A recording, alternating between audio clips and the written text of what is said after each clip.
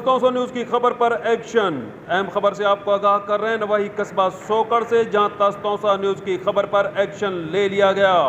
यहां मौजूद हैं तस्तौसा दोस्त मोहम्मद यूसुफ खान मलगानी, जिनके मुताबिक चंद माह कबल तस्तौसा न्यूज़ पर जामे मस्जिद सदीकिया चौक गली शमरानी वाली में टफ टेल और सेवरेज सिस्टम न होने की वजह से खबर नशर की गई थी।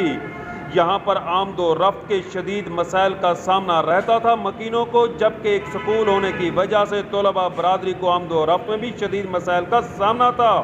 यही वजह थी कि यहाँ के मकीनों ने वज़ीर आला पंजाब सरदार उस्मान अहमद खान बुज़दार से मुतालबा किया था कि यहाँ पर टफ टेल लगाई जाए और सेवरेज सिस्टम के लिए भी इक़दाम किए जाएँ, जिस पर वज़ीर आला पंजाब सरदार उस्मान अहमद खान बुज़दार की खसूसी शफ़क़त की वजह से न सिर्फ इस गली में बल्कि कस्बा सोकड़ की कई दीगर गलियों में भी टफ टेल लगा दी गई, जबकि सेवरेज सिस्टम के लिए भी इक़दामात जारी हैं। इस मौका पर इस गली के मकीनों ने तस्तौसा न्यूज़ से गुफ्तगू करते हुए वज़ीर आला पंजाब सरदार उस्मान अहमद खान बुज़दार का शुक्रिया अदा किया।